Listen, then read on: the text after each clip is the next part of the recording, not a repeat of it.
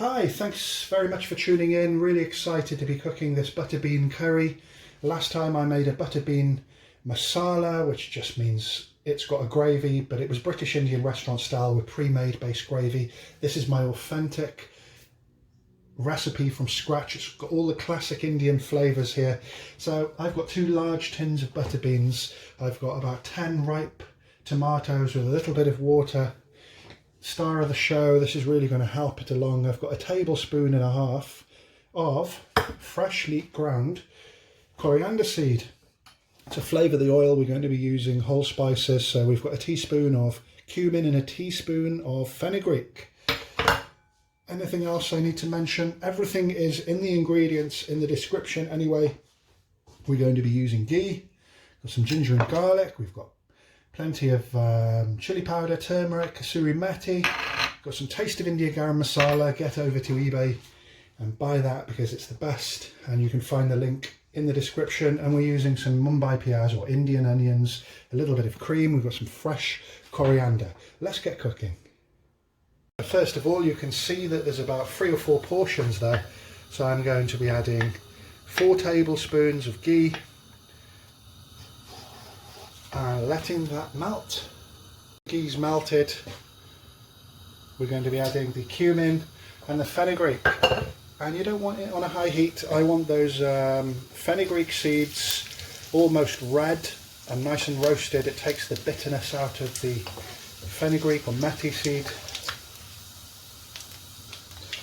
So after a stir, you can see the fenugreek in the middle and it's gone like a red colour. So as soon as that happens, we can add all those onions. We need to saute those onions. We'll come back in around 8 to 10 minutes. So the onions have started to brown. Next, in with the ginger and garlic paste, and just cook it until you can't smell it anymore.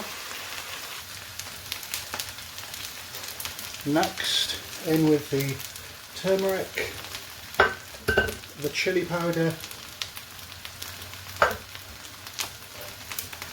coriander powder and the salt.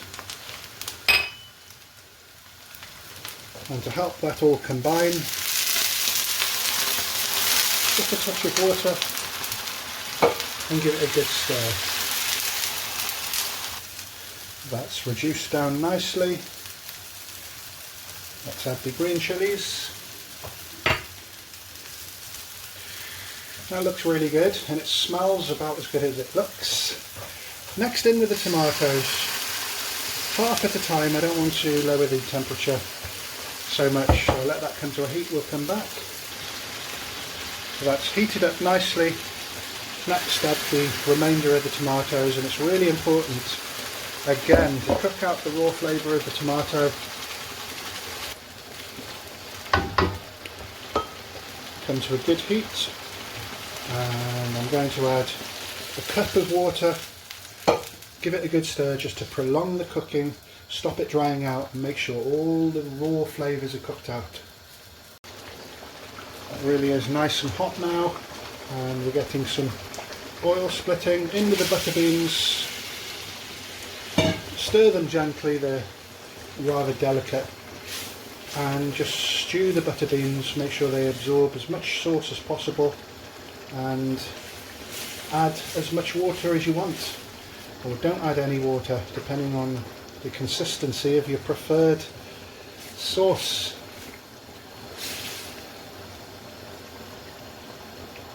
We can also add the kasuri methi. It's optional. We did add fenugreek seed at the beginning, but I love fenugreek. That's bubbling away nicely. Now I'm adding a tablespoon of butter for added taste and a nice glossy appearance. That will melt in seconds. I'm also adding a small handful of freshly chopped lovely coriander that we have here, and that heaped teaspoon of Garam Masala. And that's not all. A little bit of cream, not too much, like 3-4 tablespoons, And let's just watch that stir in.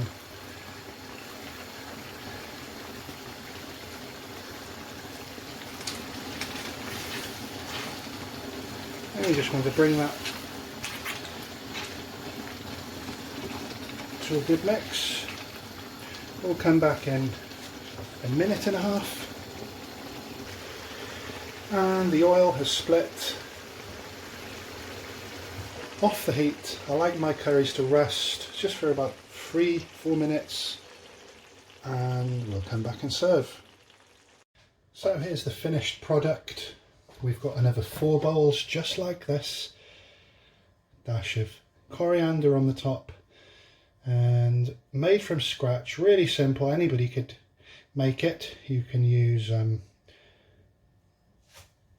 dried butter beans and just soak them overnight and boil them until they're soft if you don't want to use canned. But I'm really pleased with the way that turned out, and I hope you're glad you watched the video. Do subscribe to my channel. Thank you very much for watching.